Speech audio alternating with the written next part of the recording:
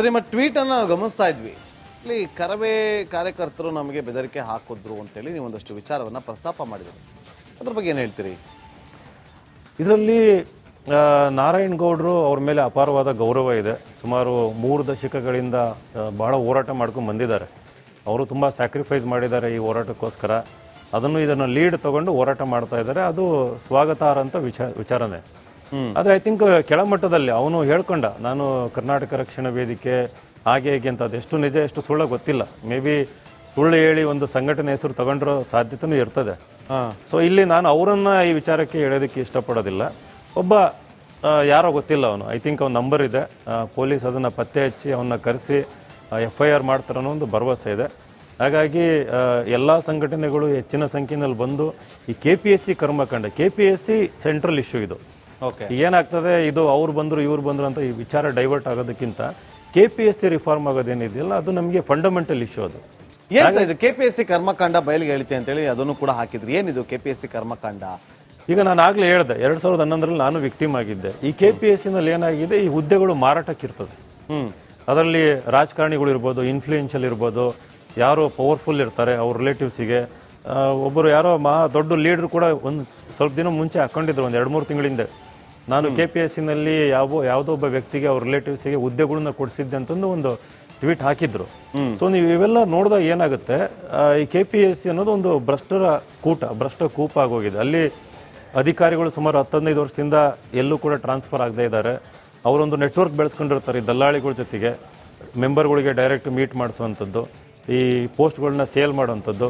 ಮೊನ್ನೆ KPSCನೇ ಒಪ್ಕೊಂಡಿರೋ ಪ್ರಕಾರ ಸುಮಾರು 35 AEE ಪೋಸ್ಟಲ್ಲಿ 10 AEEಗಳು OMRನ ತಿದ್ದಿ ಹುದ್ದೆನ ಗಿಟ್ಟಿಸ್ಕೊಂಡಿದ್ದಾರಂತೆ. KPSCನಲ್ಲಿರೋ ಸಮಿತಿ ಅದನ್ನು ಫೈಂಡ್ ಔಟ್ ಮಾಡಿ ಒಂದು ವರದಿ ಕೂಡ ಕೊಟ್ಟಿದ್ದೆ ಸರ್ಕಾರಕ್ಕೆ, ಅವ್ರನ್ನ ಡಿಬಾರ್ ಮಾಡಬೇಕು ಅಂತಂದ್ಬಿಟ್ಟು.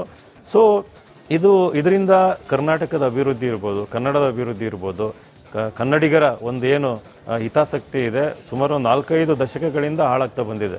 ಇದು ನಾವು ಕೂತು ನೋಡ್ಕೊಂಡು ಸುಮ್ಮನಿರೋದು ಬೇಡ. ಹಾಗಾಗಿ ವಿದ್ಯಾರ್ಥಿಗಳೆಲ್ಲ ಒಗ್ಗಟ್ಟಾಗಿ ಬನ್ನಿ, ಯೂನಿವರ್ಸಿಟಿದಲ್ಲಿರೋರು, ಕಾಲೇಜಲ್ಲಿರೋರು ಒಂದು ಬೀದಿಗಿಳಿದು ಹೋರಾಟ ಮಾಡೋಣ ಅಂತಂದು ನನ್ನ ಟ್ವೀಟ್ ಮೂಲಕ ನಾನು ಕರೆ. ವಿನಯ್ ಅವರು ನೋಡಿ, ಒಂದು ಸಾಮಾನ್ಯ ಒಂದು ಪ್ರಶ್ನೆ ಉದ್ಭವ ಆಗುತ್ತೆ. ಈಗ ಕರವೇ ಅದು ಹೋರಾಟ ಮಾಡಿದಾಗ ನಾರಾಯಣಗೌಡರ ಬಗ್ಗೆ ನೀವು ಹೇಳ್ತಾ ಇದ್ರೆ, ಅವರು ತುಂಬಾ ಸರಿ ಜೈಲಿಗೆ ಹೋಗಿ ಬಂದಿದ್ದಾರೆ. ಕರವೇ ಕಾರ್ಯಕರ್ತರು ಕೂಡ ಜೈಲಿಗೆ ಹೋಗ್ತಾರೆ, ಬರ್ತಾರೆ. ಓಕೆ, ಅದು ಅವರು ಹೋರಾಟಕ್ಕೋಸ್ಕರ ಒಂದು ಸಂಘಟನೆ ಇರೋದು ಅಂತ ಕೂಡ ಎಲ್ರಿಗೂ ಗೊತ್ತಿದೆ, ಹೋರಾಟವನ್ನ ಕೂಡ ಮಾಡ್ತಾರೆ. ಆದ್ರೆ ಈಗ ಇಲ್ಲಿ ವಿದ್ಯಾರ್ಥಿಗಳು ಬಂದು ಹೋರಾಟ ಮಾಡೋದ್ರಿಂದ ಅವ್ರ ಮೇಲೆ ಏನಾದ್ರು ಕೇಸ್ ಆದ್ರೆ ಫ್ಯೂಚರಲ್ಲಿ ಪ್ರಾಬ್ಲಮ್ ಆಗೋದಿಲ್ವಾ? ಅದಕ್ಕೆ ಆಗ್ಲೇ ಹೇಳಿದ್ದು, ಈಗ ಅವರು ಹೋರಾಟ ಮಾಡ್ತಿರೋದು ಒಂದು ಶಕ್ತಿ ಬಂದಿದೆ ಹೋರಾಟಕ್ಕೆ. ಯಾಕಂತಂದ್ರೆ ಅವ್ರದ್ದು ಸಂಘಟನೆ ಸುಮಾರು ಲಕ್ಷಾಂತರ ಮಂದಿ ಕರ್ನಾಟಕ ತುಂಬಾ ಒಂದು ನೆಟ್ವರ್ಕ್ ಇದೆ. ಅದ್ರ ಜೊತೆಗೆ ವಿದ್ಯಾರ್ಥಿ ಸಂಘಟನೆಗಳು ಕೂಡ ಕೈ ಜೋಡಿಸ್ಬೇಕು ಅನ್ನೋದು ನನ್ನ ಒಂದು ಪರ್ಸನಲ್ ಒಪಿನಿಯನ್ ಇರೋದು. ಯಾಕಂದ್ರೆ ಹೆಚ್ಚು ಸಂಘಟನೆಗಳು ಬಂದಾಗೆ ಏನಾಗ್ತದೆ, ಇದಕ್ಕೆ ಒಂದು ವಾರ್ನಿಂಗ್ ಆಗುತ್ತೆ ಸರ್ಕಾರಕ್ಕೆ.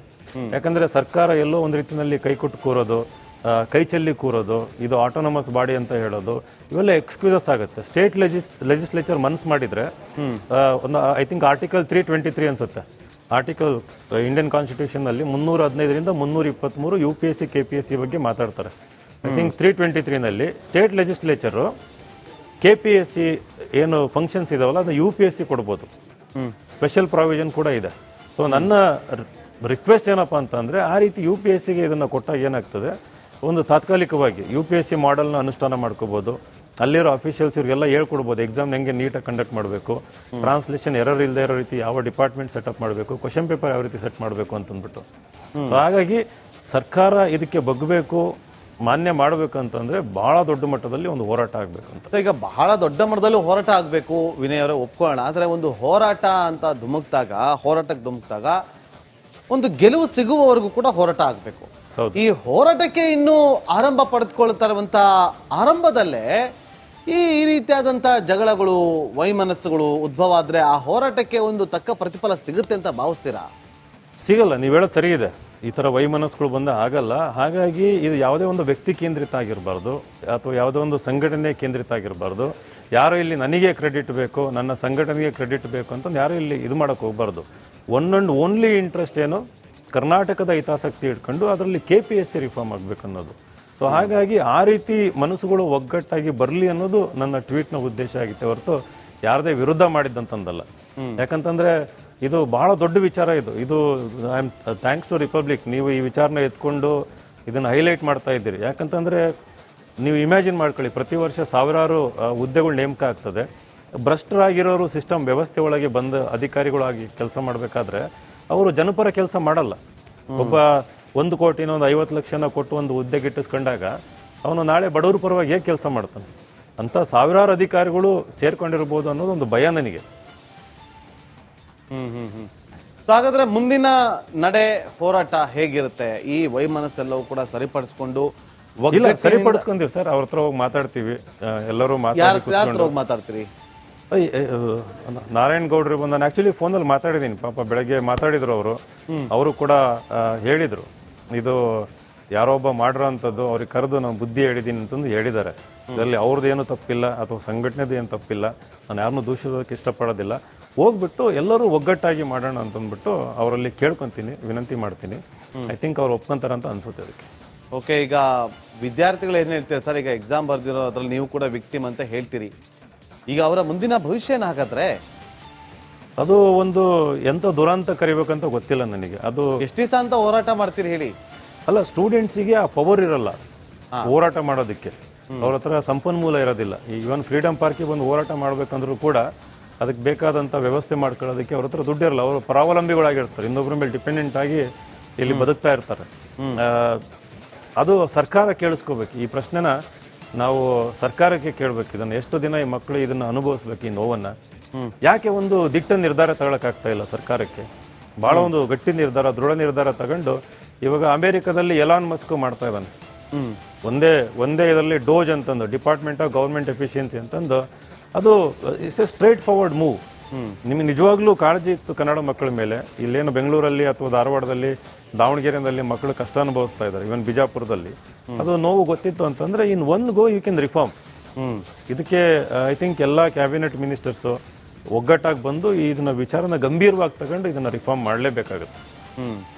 ಮೊನ್ನೆ ನಾವು ನೋಡ್ತಾ ಇದ್ವಿ ವಿನಯ್ ಅವರೇ, ಒಂದಷ್ಟು ಜನ ಹೋರಾಟವನ್ನ ಮಾಡ್ಬೇಕಾದ್ರೆ ಪೊಲೀಸರು ಅವರನ್ನ ಅರೆಸ್ಟ್ ಮಾಡ್ತಾ ಇದ್ರು. ಸದ್ಯ ನಮ್ಮಲ್ಲಿ ಆ ವಿಜುವಲ್ಸ್ ಪ್ಲೇ ಆಗುತ್ತೀಗ, ನೀವು ಕೂಡ ಅದನ್ನ ಗಮನಿಸ್ಬೋದು. ಅಂದ್ರೆ ಅನ್ಯಾಯ ಆಗಿರೋದನ್ನ ಪ್ರಶ್ನೆ ಮಾಡದೆ ತಪ್ಪಾ? ಈಗ ಬೆಂಗಳೂರಲ್ಲಿ ಪ್ರೊಟೆಸ್ಟ್ ಫ್ರೀಡಮ್ ಪಾರ್ಕ್ನಲ್ಲೇ ಮಾಡಬೇಕನ್ನೋದು ಒಂದು ಕೆಟ್ಟ ರೂಲ್ಸ್ ತಗೊಂಡ್ಬಂದ್ಬಿಟ್ಟಿದ್ದಾರೆ. ಪ್ರಜಾಪ್ರಭುತ್ವದಲ್ಲಿ ವ್ಯಕ್ತಿಗಳಿಗೆ ಎಲ್ಲ ಕಡೆನೂ ಪ್ರೊಟೆಸ್ಟ್ ಮಾಡೋ ಒಂದು ಹಕ್ಕಿರಬೇಕು ಅವರಿಗೆ. ಅವರು ಒಂದೇ ಸ್ಥಳದಲ್ಲಿ ನೀವು ಇದ್ದು ಮಾಡಬೇಕು ಅನ್ನೋದಾದ್ರೆ ಏನಾಗುತ್ತೆ, ಅದು ರಿಸ್ಟ್ರಿಕ್ಷನ್ ಮಾಡ್ದಂಗೆ, ಎಲ್ಲರೂ ಆಗ್ಲೇ ಹೇಳ್ದಂಗೆ ಆ ವ್ಯವಸ್ಥೆ ಮಾಡ್ಕೊಳಕ್ಕಾಗಲ್ಲ. ಸೊ ಅದು ಪೊಲೀಸ್ ಅವ್ರನ್ನ ಅರೆಸ್ಟ್ ಮಾಡುವಂಥದ್ದು, ಈ ಫ್ರೀಡಮ್ ಆಫ್ ಸ್ಪೀಚ್ನ ಕರ್ಟೈಲ್ ಮಾಡುವಂಥದ್ದು, ಅದು ಪ್ರಜಾಪ್ರಭುತ್ವಕ್ಕೆ ವಿರುದ್ಧವಾದಂಥದ್ದು. ಓಕೆ, ಏನು ಹೇಳ್ತಾರೆ ಈಗ ಎಲ್ಲ ವಿದ್ಯಾರ್ಥಿಗಳು? ನಿಮ್ಮನ್ನ ಸಂಪರ್ಕ ಮಾಡಿದ್ರಾ? ಸೊ ವಿದ್ಯಾರ್ಥಿಗಳು ಭಾಳ ನೋವಿನಲ್ಲಿದ್ದಾರೆ, ಭಾಳ ದುಃಖದಲ್ಲಿದ್ದಾರೆ. ಯಾಕಂತಂದರೆ ಇದು 2ನೇ ಸಾರಿ ಎಕ್ಸಾಮ್ ಆದಾಗಲೂ ಕೂಡ ಮತ್ತೆ ತಪ್ಪುಗಳಾಗಿದ್ದಾವೆ. ಇವಾಗ ನಿನ್ನೆ ಕ್ಯಾಟಿಗೆ ಹೋಗ್ಬಿಟ್ಟು ಪವಿತ್ರ ಅನ್ನೋರು ಒಂದು ಇದನ್ನು ಹಾಕಿದ್ರು, KIT-ನಲ್ಲಿ ಏನಾಗಿದೆ ಮತ್ತೆ ತಡೆ ತಗೊಂಡ್ಬಂದಿದ್ದಾರೆ. ಇದಕ್ಕೆ ಮೇನ್ಸ್ ಎಕ್ಸಾಮ್ ಮಾಡಬಾರ್ದು, ಅನಿರ್ದಿಷ್ಟಾವಧಿ ಅಂತಂದ್ಬಿಟ್ಟು. ಸೊ ಈ ತಡೆ ತಂದಿರೋದ್ರಿಂದ ಏನಾಗ್ತದೆ, ಈ KPSC ಪ್ರಿಪೇರ್ ಆಗಬೇಕಾ, ನಾವು UPSC ಪ್ರಿಪೇರ್ ಆಗಬೇಕಾ ಅಂತಂದು. ಇನ್ನೊಂದು 3 ತಿಂಗಳಲ್ಲಿ UPSC ಎಕ್ಸಾಮ್ ಕೂಡ ಬರ್ತಾ ಇದೆ. ನಾವು ಯಾವುದಕ್ಕೆ ಫೋಕಸ್ ಮಾಡಬೇಕನ್ನೋದು ಸ್ಟೂಡೆಂಟಲ್ಲಿ ಗೊಂದಲ ಇರ್ತದೆ. ಅದಕ್ಕೋಸ್ಕರ ನಾವು ಬರೀ ಎಕ್ಸಾಮು, ರೀನೋಟಿಫಿಕೇಷನ್ನು, ಹೌದು ಅದು ಕೂಡ ಬೇಕು, ಬಟ್ ಅದ್ರ ಮೇಲೆ ಫೋಕಸ್ ಮಾಡೋದಕ್ಕಿಂತ ಹೆಚ್ಚಿನ ಫೋಕಸ್ ಏನಿರಬೇಕು, total transformation, total reformation of the KPSC. ಅದಕ್ಕೆ ಸರ್ಕಾರ ಭರವಸೆ ಕೊಡಬೇಕು. ಇಲ್ಲ, ನಾವು ಖಂಡಿತವಾಗೂ ನಿಮ್ಮ ಪರ ಇದ್ದೀವಿ, ಇದನ್ನು ಗಂಭೀರವಾಗಿ ತಗೊಂಡಿದ್ದೀವಿ ಅಂತಂದ್ಬಿಟ್ಟು ಅದನ್ನು ಹೇಳಿಕೊಟ್ಟಾಗ ಏನಾಗ್ತದೆ, ಐ ಥಿಂಕ್ ಸ್ಟೂಡೆಂಟ್ಸಿಗೆ ಒಂದು ನಂಬಿಕೆ ಬರ್ತದೆ, ಒಂದು ಟ್ರಸ್ಟ್ ಬರ್ತದೆ ಅನ್ನೋದು ನನ್ನ ಅನಿಸಿಕೆ. ಕಡೆದಾಗಿ ಏನು ಹೇಳೋದಕ್ಕೆ ಬಯಸ್ತೀರಿ ವಿನಯ್ ಅವರೇ? ಸೊ ಕಡೆಯದಾಗಿ ಹೇಳೋದು, ನಾವೆಲ್ಲರೂ ಒಗ್ಗಟ್ಟಾಗಿ ಸಂಘಟನೆಗಳಲ್ಲಿ ಒಗ್ಗಟ್ಟಿದ್ದಾಗಲೇ ಮಾತ್ರ ಒಂದು ರಿಸಲ್ಟ್ ಬರುವಂಥದ್ದು. ನೀವು ಆಗಲೇ ಹೇಳಿದ್ರಿ, ಈ ಸಂಘಟನೆ ಅನ್ನೋದು ಯಾವುದೇ ವೈಮನಸ್ಸಿಲ್ದಂಗೆ ಎಲ್ಲರೂ ಒಗ್ಗಟ್ಟಾಗಿ, ಇನ್ನೂ ಮೋರ್ ಸ್ಟೂಡೆಂಟ್ ಲೀಡರ್ಸ್ ಬರಬೇಕು.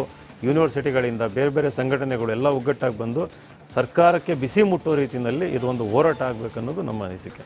ಓಕೆ, ಥ್ಯಾಂಕ್ ಯು ವಿನಯ್ ಅವರೇ. ಧನ್ಯವಾದ, ಥ್ಯಾಂಕ್ ಯು. ಮತ್ತೊಂದು ಕಡೆ KPSC ಪರೀಕ್ಷೆ ಪ್ರಶ್ನೆ ಪತ್ರಿಕೆಗಳಲ್ಲಿ ಎಡವಟ್ಟಾಗಿರುವ ವಿಚಾರಕ್ಕೆ ಇವತ್ತು KRS ಪಕ್ಷ ಆಕ್ರೋಶವನ್ನು ಹೊರಹಾಕಿದೆ. KPSC ಕಚೇರಿ ಮುಂದೆ ಅಣಕು ಶವಯಾತ್ರೆಯನ್ನ ಮಾಡಲಾಗಿದೆ.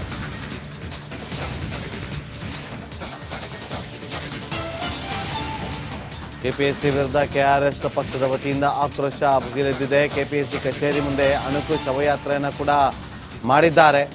ಅಣುಕು ಶವ ತಂದು ಕಾರ್ಯಕರ್ತರು ಪ್ರತಿಭಟನೆಯನ್ನ ಮಾಡಲಾಗಿದೆ. ಪ್ರತಿಭಟನಾಕಾರರನ್ನ ಪೊಲೀಸರು ವಶಕ್ಕೆ ಪಡೆದುಕೊಂಡಿದ್ದಾರೆ.